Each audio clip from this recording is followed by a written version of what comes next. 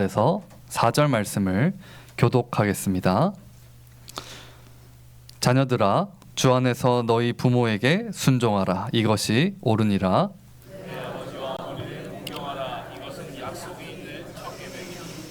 이로써 내가 잘되고 땅에서 장수하리라.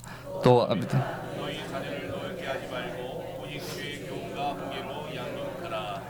아멘.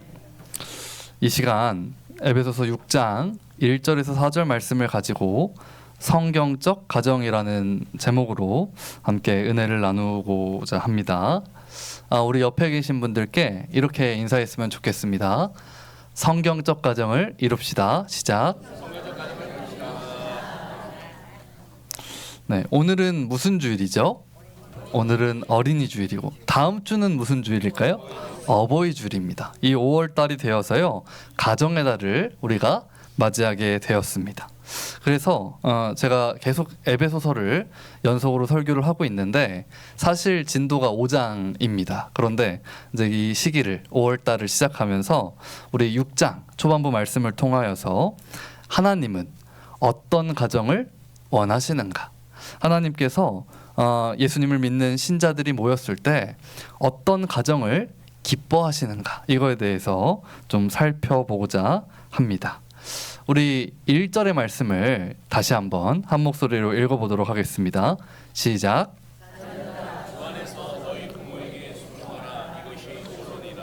아멘. 여기 봤더니요, 사도 바울이 뭐라고 얘기를 하고 있냐면 자녀들아 이렇게 부릅니다. 그러니까 교회 안에 예수님을 믿는 사람들 중에 자녀가 된 자들이라면 모두 이렇게 살아야 된다, 이렇게 얘기를 하고 있는 것이죠. 그럼 여기서 자녀들아, 이 자녀는요 어린 자녀만 얘기할까요? 아니겠죠. 장성하여서 성인이 된 자녀도 포함하는 그 모든 자녀들에게 얘기를 하고 있는 것입니다. 혹시 여기 아직 부모님이 살아계신 우리 분 성도님들 계시다면 모두 자녀에 해당을 하시겠죠. 그러면서 어떤 얘기를 하시냐? 부모에게 순종하라, 이렇게 말을 하고 있습니다. 근데 이 순종이라는 단어가요, 어떤 뜻이냐? 명령을 수행한다는 뜻이에요. 이게 가벼운 말이 아닌 거죠. 순종하라는 게 그냥 뭐 부모님 공경해 드려야지, 그래도 뭐 존중은 해드려야지, 이 수준이 아니라 그분의 말씀, 부모님의 말씀을요 우리가 마땅히 해야 될 의무로서 순종해야 된다고 이 사도 바울이요 아주 강력하게 얘기하고 있다는 거예요. 왜 그렇죠? 이렇게 마치 왕이 그 어떤 부하들에게, 본인의 신하들에게 명령을 하듯이 이 명령을 부모님께 받아 자녀는요 순종해야 된다, 이렇게까지 설명하고 있는 것입니다. 왜 이렇게 강하게 얘기를 할까요? 왜냐하면 이 부모님은 하나님께 권위를 부여받은 하나님의 대리인이기 때문입니다. 여러분, 하나님께서 우리에게 생명을 주시고 하나님이 우리를 양육하시며 하나님이 우리를 인도하시는 것을 믿으십니까?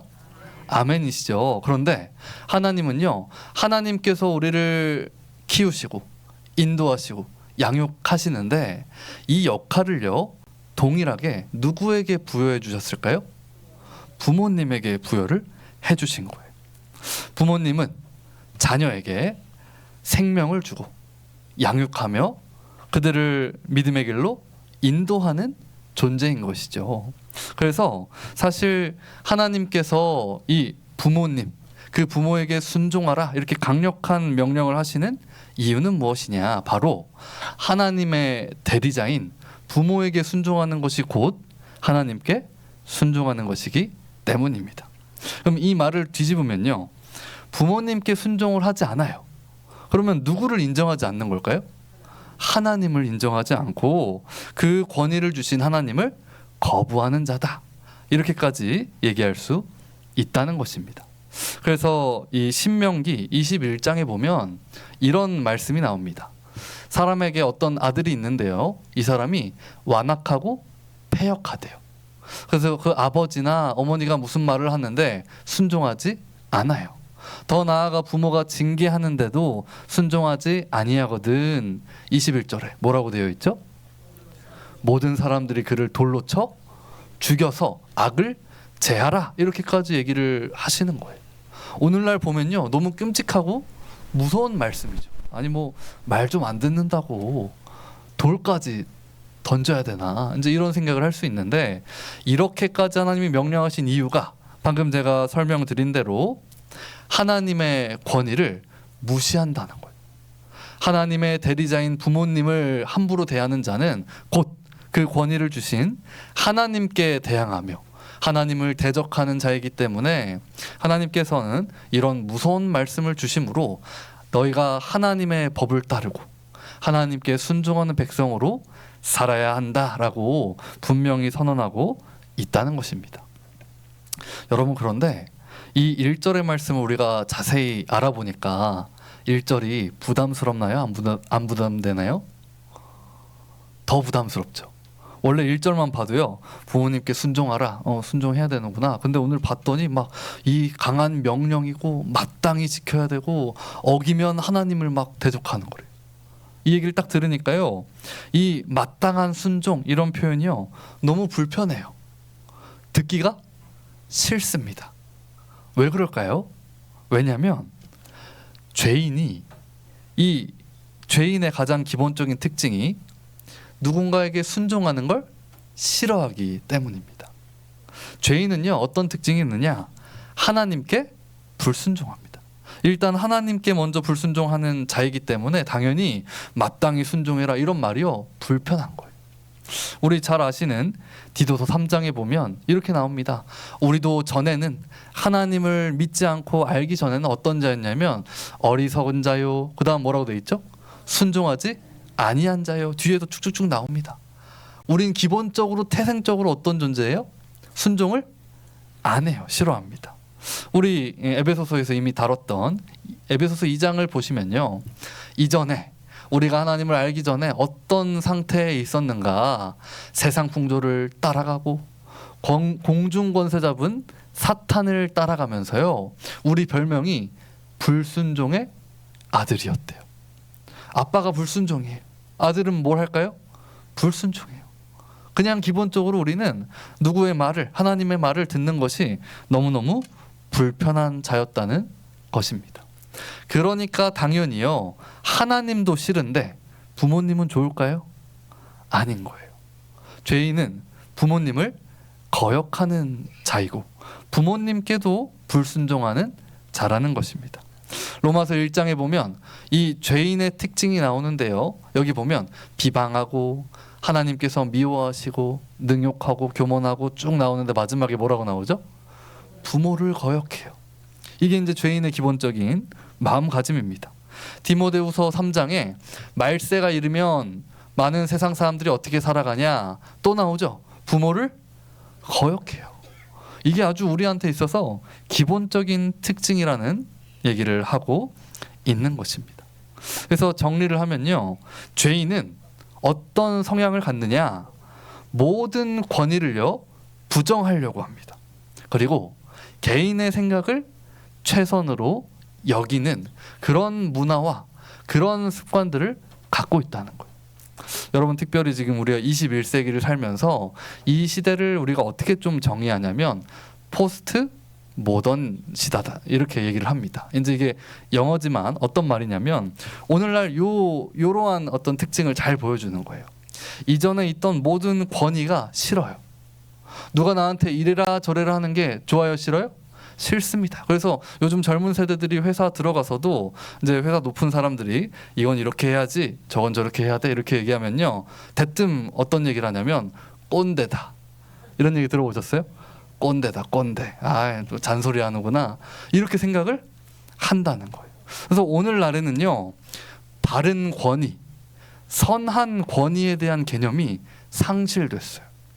하나님께서 세워주신 바르고 선한 권위는 분명히 존재해야 되는 것인데 물론 잘못되고 뭐 그릇된 권위도 있겠죠.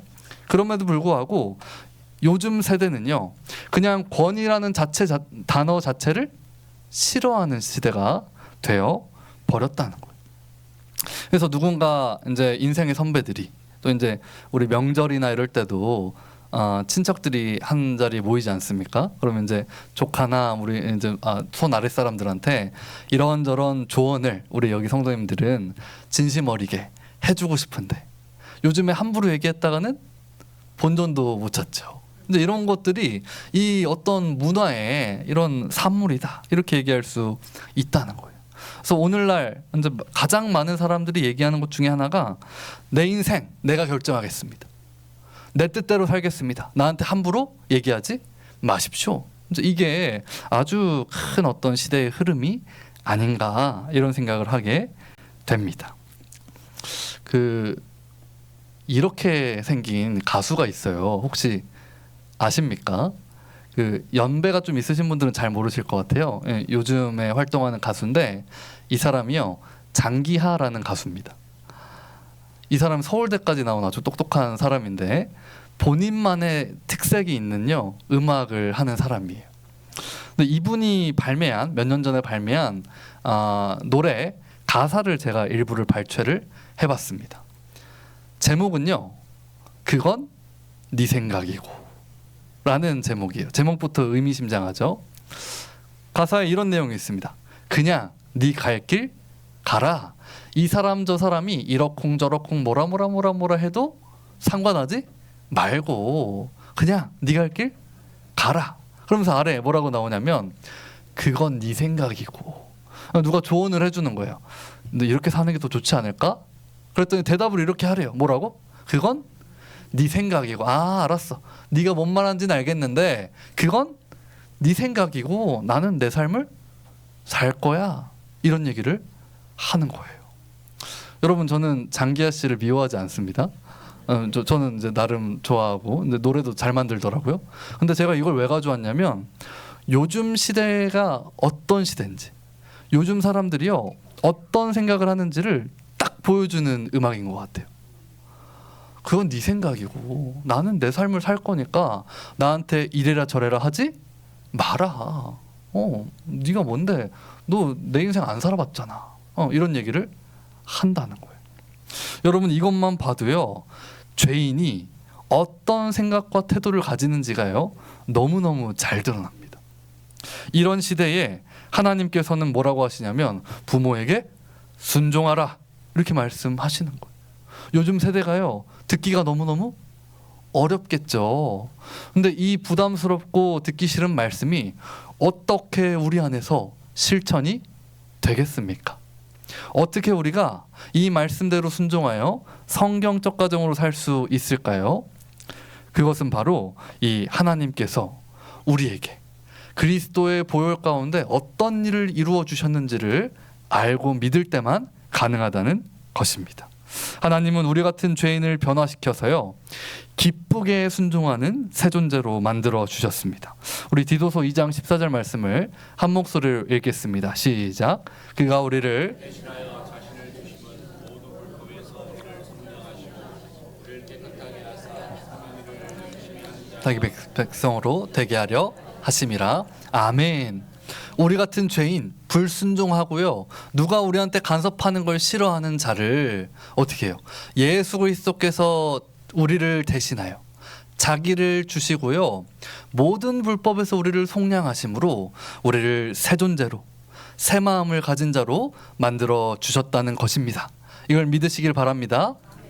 그래서 우리는요 저 빨간색 글씨를 봤더니 선한 일을 어떻게 한대요? 열심히 한대. 그냥 하는 것도 아니에요. 열심히. 하나님이 6장 1절에서 너 부모에게 순종하라 이런 명령 주실 때요 우리가 그냥 깨작깨작 순종하는 게 아니고 어떻게 해요? 열심히 하는 새 마음을 주셨다라는 이 놀라운 은혜를요 믿으시기를 바랍니다. 이 놀라운 은혜를 마음에 알아야만 이 명령에 우리가 순종할 수 있다는 것입니다. 그래서 우리가 자녀들아 너희 부모에게 순종하라 했을 때요 그래 주님께서 우리에게 그리스도의 보혈의 은혜로 이 놀라운 새 존재로 새 마음을 주셨으니 우리 주님께 기쁘게 순종할 수 있겠구나 라는 것들을 마음에 새겨야 한다는 것입니다. 그래서 이 놀라운 명령은요 오직 주 안에서만 가능하다는 것입니다. 죄인의 성품을 벗고 그리스도의 통치 아래 있을 때에만 부모님께 순종할 수 있다는 것이죠. 그리고 이제 주 안에서 순종하라는 건 더 나아가서 이제 이런 의미까지도 있겠죠. 부모님이 예수님을 안 믿어요. 그래서 자녀에게 야, 너 교회는 가지 마 이렇게 명령할 때는 우리가 누구 말에 순종해야 될까요? 부모님 말씀인가요? 아니면 그보다 더 높은 권위가 있는 하나님 말씀인가요? 하나님 말씀이죠. 주 안에서 순종하라고 할 때는 더 높은 권위인 하나님께 순종해야 된다라는 것들도 이제 포함하는 말씀이라고 할 수 있습니다. 이것이 옳으니라 이렇게 지금 선언하고 있는 것이죠. 그래서 이것이 옳다라는 말은요, 그냥 도덕책에 나와 있잖아, 부모님 잘해드려야지 상식적으로, 이제 이런 얘기가 아니라 우리 더 나아가서 부모님께 순종하는 것이 곧 하나님의 대리자인 부모님을 잘 모시는 것이고, 더 나아가 우리 주님께 순종하는 것이다 라는 것들까지 오늘 본문이 선언하고 있습니다. 우리 이어서 2절 3절을 한 목소리로 읽어보겠습니다. 시작.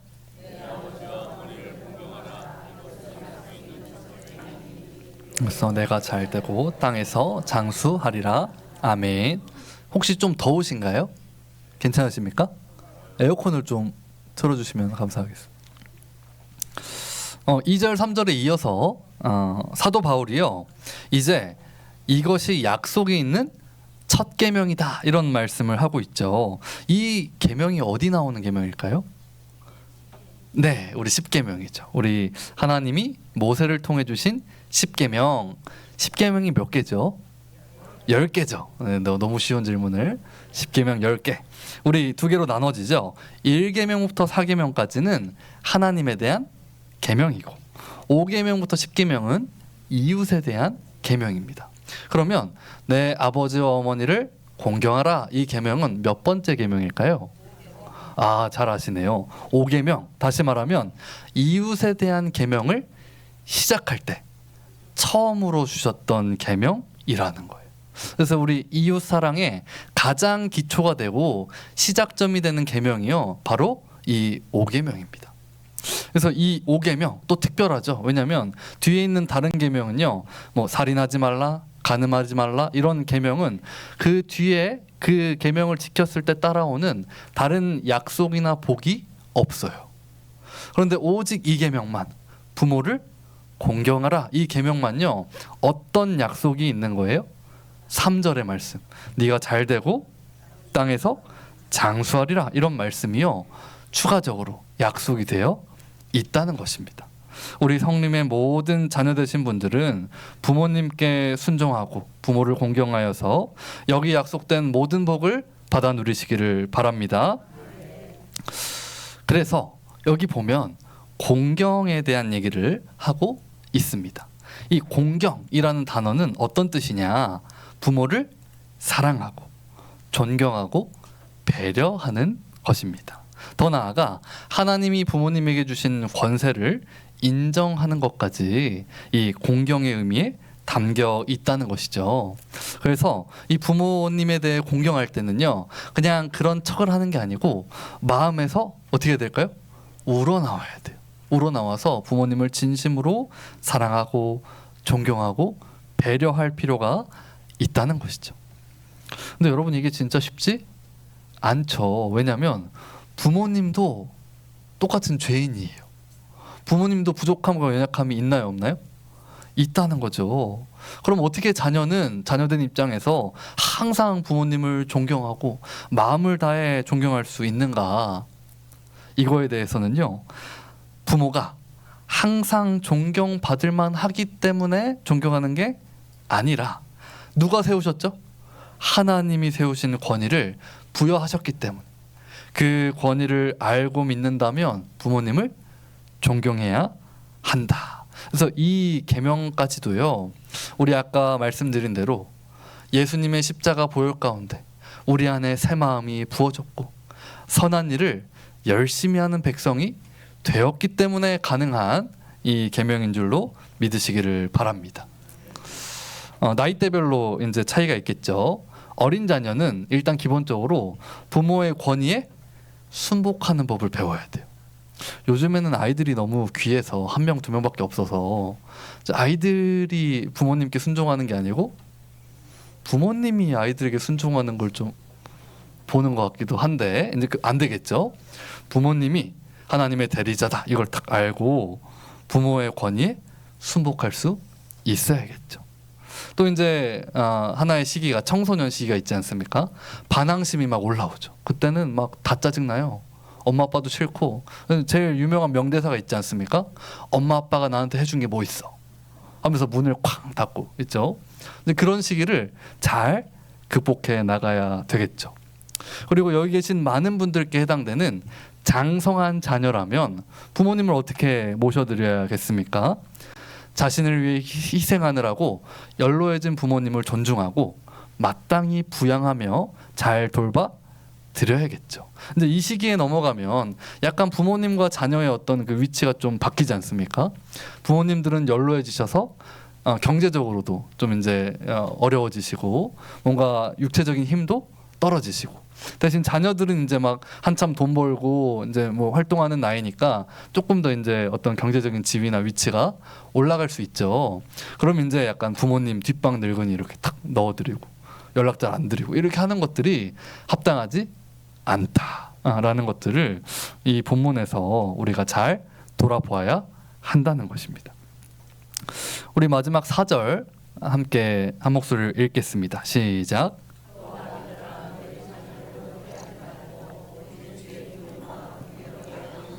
아멘. 여기 보면요, 이제는 대상을 바꿔서 아비들아 이렇게 얘기합니다. 당연히 이 아비들은요 누구를 가리킬까요? 부모 모두를 가리키겠죠. 근데 그럼에도 불구하고 아비들이라고 콕 집어 얘기한 이유는 뭐냐면 아버지가요 가정에서 자녀 교육의 최종적인 책임을 갖기 때문이에요. 우리 하나님께서 남편을 가정의 머리로 삼으시는 그 질서 안에서 이 자녀 교육도 최종적으로는 아버지가 감당을 하셔야 된다는 거죠. 당시 이제 사도 바울이 편지를 쓰던 이 로마 시대는요, 집안에서 아버지의 권세와 권위가 어마어마하게 높았다고 합니다. 그래서 어떤 권리까지 있었냐면 자녀가 태어났어요. 근데 장애를 갖고 태어났네요. 그럼 아버지의 결정으로 자녀를 죽일 수 있었대요. 아들을 낳고 싶었어요. 근데 낳아보니까 딸이에요. 그럼 어떻게 할까요? 딸을 버리거나 노예로 팔았다고 합니다. 그리고 심지어 자녀가 어른이 됐어요. 그런데도 이제 아버지는 자기 아들을 자기 말을 듣지 않으면 때리거나 감옥에 가두거나 심지어 죽이는 것까지도 허용이 됐다고 합니다. 이게 아버지의 아주 무시무시한 권위와 권력이었다는 거예요. 그런데 이런 사회에서 사도 바울은 무엇을 얘기하냐면요, 아비들아 너희 자녀를 노엽게 하지 마라 이런 얘기를 합니다. 오늘날은 사실 들으면 당연하죠.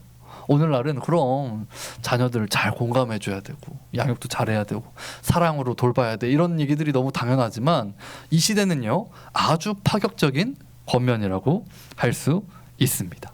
그럼 이제 노엽게 하지 말라는 건 무슨 말인가? 부모가요 하나님이 부여하신 권위와 역할을 넘어서 자녀를 함부로 대하는 것, 이걸 다 묶어서 노엽게 하지 마라 이렇게 얘기를 하고 있는 거죠. 자녀를 분노하게 할 수 있는 어떤 태도, 말투, 그 행동 이런 거 하면 안 된다는 거. 지속적으로 잔소리를 해서 자녀를 괴롭히고 정죄하고 야 너같이 못난 놈, 내가 지금 우리 오전 예배 때도 담임 목사님 얘기하시지 않았습니까? 널 낳고 미역국을 먹은 내가 이런 얘기 이런 것들 있죠. 그래서 막 굴욕감을 주는 이런 행동들. 그래서 자녀가 어떤 감정적인 아니면 욕구에 필요한 것들을 이렇게 요구할 때 내 일과 상관없다는 듯이 무심하게 이렇게 하는 것들, 이런 것들까지 다 노엽게 하는 것에 포함이 될 수 있다는 것이죠. 그래서 자녀들이 해야 될 본분은 부모님께 순종하고 부모님을 공경하는 거라면 부모의 본분은 무엇이겠습니까?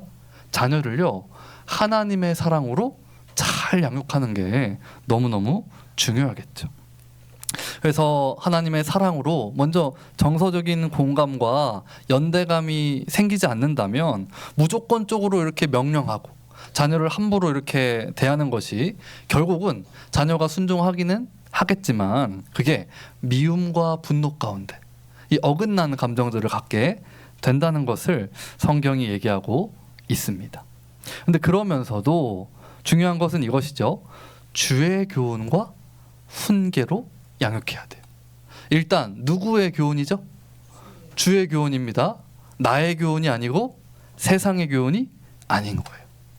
우리는 사실 예수님 믿는다고 하면서도요, 자녀를 키울 때 자신의 진심, 자신이 정말 무엇을 원하시는지가요 딱 드러나는 것 같아요. 우리도 모르게 세상의 철학, 세상의 교육 방식, 그리고 자신의 욕심이 자녀 양육에 들어갈 때가 있다는 거예요. 제가 이제 어느 목사님한테 들었던 얘기인데, 고등부를 담당하시던 목사님이 이런 일을 겪으셨대요. 고2에서 고3 올라가는 친구가 딱 오더니, 목사님, 저 이제 이번 1년 고3이 공부하는 게 너무 중요한 시기라서 제가 교회를 1년 동안 쉬기로 했습니다. 이런 얘기를 딱 하더래요. 그리고 이제 뒤에 이런 말을 덧붙였답니다. 엄마 아빠랑도 다 합의가 됐습니다. 목사님 1년 뒤에 뵙겠습니다. 이러고 딱 가더래요. 여러분, 이 아이는 아직은 믿음이 확실치 않은 아이였겠죠. 근데 그럼에도 불구하고 그 아이를 지도하는 건 누구의 몫이죠? 부모님의 몫인데 부모님이요 그 의견에 오케이 했다는 거예요. 무슨 말이죠? 자녀도 그렇고 이 아버지 어머니도 그렇고 네가 지금 1년간 교회를 가는 것보다 더 공부하고 더 학원 가서 더 좋은 대학 들어가는 게 너의 인생에 중요하다라는 것들을 동의했다는 얘기예요. 여러분, 이거는 부모님이 딱 드러내는 거예요. 뭘요?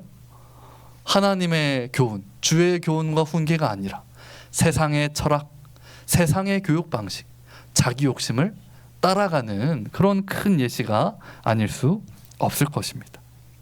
우리는 이 세상의 것이 아니라 주님 기뻐하시는 방법과 원리대로 자녀를 양육해야 한다는 것입니다. 왜 그렇죠? 아까 말씀드린 대로 부모는요, 하나님이 세우신 대리자입니다. 다시 말하면 부모가 해야 될 것은 자기 욕심이나 자기 어떤 세상의 논리들을 가지고 자녀를 키우는 것이 아니라 이 아이는 하나님께서 나에게 맡기신 저 사명이구나, 이것을 분명히 알아야 한다는 것이죠. 그래서 부모는 자녀를 돌보는 청지기적인 사명을 받은 자죠. 하나님의 자녀의 진정한 주인은 부모인가요? 하나님이신가요? 하나님이세요. 이걸 이제 망각할 때가 너무너무 많다는 거예요. 누가복음 12장에 보면 하나님께서 지혜 있고 진실한 청지기, 하나님의 것을 대신 맡아서 충실하게 그 사명을 감당할 자를 찾고 계신다, 이렇게 얘기하고 계시는 것이죠. 그래서 부모는 자기 자식을 자신의 소유로 여기거나 자신의 꿈을 대신 이루어줄 존재로 생각해서는 안 되는 거죠. 내가 의사를 하고 싶었는데 말이야, 내가 못했거든, 너는 꼭 해야 된다, 뭐 이런 거 이제 쉽지 않다는 거예요. 그래서 우리 주님이 알려주신 교훈과 훈계로 우리 자녀들을 양육을 해야 한다는 것입니다. 교훈이란 단어는요, 징계를 포함한 훈련이나 훈육을 얘기하고, 훈계는 말로 가르치거나 책망하는 것을 얘기하고 있습니다. 그래서 여러분, 아까도 잠깐 얘기했지만 여기에는요, 아닌 건 아니라고 따끔하게 말하는 부분도 들어 있을까요, 없을까요? 들어 있어요. 더 나아가 성경은 체벌에 대해서도 얘기를 하고 있죠. 근데 요즘에 아까도 말씀드린 것처럼 아이들이 집마다 너무 귀해요. 1명, 2명, 이제 1명인 경우도 많죠. 그러다 보니까 아이의 어떤 그 위치가 어마어마하게 높지 않나, 이런 생각을 좀 하게 됩니다. 제가 아는 어떤 분들 중에도 아이를 늦게 가지신 분들이 있어요. 아이가 1명인데 40대 후반이신데 아직 아이가 초등학교를 안 들어갔어요. 그러다 보니까요, 옆에서 보면 아이를 너무 예뻐하시는 거예요. 그래서 이제 약간 아이가 말 한마디 하고 기분이 나빠, 난 저거 사줘, 이런 막 쩔쩔매시더라고요. 약간 이 교훈과 훈계, 아닌 건 아니다, 이렇게 얘기할 수 있는 이제 그런 어떤 부분들이 좀 약화되지 않겠나 이런 생각을 하게 되는 것 같습니다. 저런 아이를 좀 마트 같은 데 가면 보시죠. 누워서 그 장난감 코너 앞에서 막 떼쓰고 있어요. 부모님 똘똘매시고 이런 것들을 좀 보게 되는 것 같습니다. 부모는 자녀의 불순종을 징계해야 하는 것이고 필요하다면 체벌도 해야 될까요? 안 해야 될까요? 해야 되는 거예요. 요즘에는 너무 이 체벌에 대해서 그러니까 물론 잘못된 경우는 안 되겠죠. 그럼에도 꼭 필요할 때는 이 매를 딱 사실 제가 나이가 젊지 않습니까? 그럼에도 저 어릴 때만 해도요 잘못하면 맞았습니다. 그리고 이제 학교에서도 잘못하면 매 맞고 했었는데 요즘에는 학교에서도 안 때리죠. 집에서도 이제 때리지 못하는 상황이 있는 것 같아서 우리 잠언 말씀에 매를 아끼는 자는 그의 자식을 미워하는 거다. 사랑한다면 근실이 징계해야 된다. 이런 말씀을 하고 있죠. 그래서 우리가 이 선을 잘 정해야 할 것입니다. 체벌은 아동 학대로 오용될 가능성이 있기 때문에 목적과 그 정도를 좀 정해야겠죠. 체벌의 목적은 부모님의 분노를 풀기 위해서 하면 안 되겠죠. 너 오늘 잘 만났다. 기분 나빴는데. 내가 안 그래도 지금 남편이랑 싸웠는데 일로 와. 탁 이렇게 때리면 안 되는 거죠. 그리고 정도가 어느 정도여야겠죠. 자녀의 신체에 해를 끼칠 정도로 하면 안 되겠죠. 그래서 이 부모로서 권위를 세우고 사랑으로 양육하면서도 바른 길로 따뜻한 마음 그리고 엄히 책망하는 이런 부분들이 같이 잘 공존되어야 할 것입니다. 그래서 부모님께서는 우리 하나님께서 자녀를 맡겨주신 그 청지기적 사명을 다하면서 우리 아이들을 성숙한 성도 곧 우리 주 예수 그리스도를 닮은 자로 세워가시는 우리 성님의 부모님들 되시기를 주의 이름으로 축복합니다. 우리 정리를 한번 해보겠습니다. 주님이 기뻐하시는 성경적 가정은 어떤 가정인가? 1번 같이 읽겠습니다. 시작. 자녀는 부모님께 순종해야 돼요. 근데 이제 순종이 쉽지 않다고 말씀드렸죠. 그래서 우리가 붙들어야 될 건 뭐냐? 이미 예수님을 믿는 자라면 그리스도 안에서 불순종의 성품을 뭐한 자다? 극복한 자다. 이걸 딱 믿고 부모님께 순종하는 우리가 되어야 한다는 것이죠. 그리고 더 나아가 이 순종을 진심으로 부모님을 공경하며 행해야 될 것입니다. 우리 2번을 같이 한번 읽겠습니다. 시작. 자녀를 사랑하라. 네, 우리 여기 나오는 것처럼 자녀를 노엽게 하는 것이 아니라 하나님 주신 사랑으로 자녀들을 양육하면서도 세상의 가치가 아니라 주의 교훈으로 양육하여서 자녀는 부모님께 순종하고 부모는 자녀를 말씀으로 돌보는 우리 주님 기뻐하시는 이 귀한 성경적 가정이 우리 성림교회 안에 충만히 이루어지시기를 주의 이름으로 축복합니다. 기도하겠습니다. 사랑이 많으신 아버지 하나님 감사합니다. 가정의 달 5월을 맞이하여 하나님께서 예수님을 믿는 우리가 어떤 가정을 살아가기 원하시는지를 살펴보게 하시니 감사합니다. 오늘 말씀대로 우리 자녀들은 새 마음을 얻은 자로서 부모님을 공경하며 부모님 말씀에 진심으로 순종하게 하여 주시옵소서. 그리고 우리 부모님들은 주님께서 주신 그 사랑과 그 놀라운 은혜들을 우리 아이들에게 잘 전수하며 그 사랑으로 아이들이 주의 교훈과 훈계 안에 주님의 귀한 자녀로 성장할 수 있도록 잘 양육할 수 있는 능력과 힘을 더하여 주시옵소서. 감사드리며 예수님의 이름으로 기도드립니다. 아멘.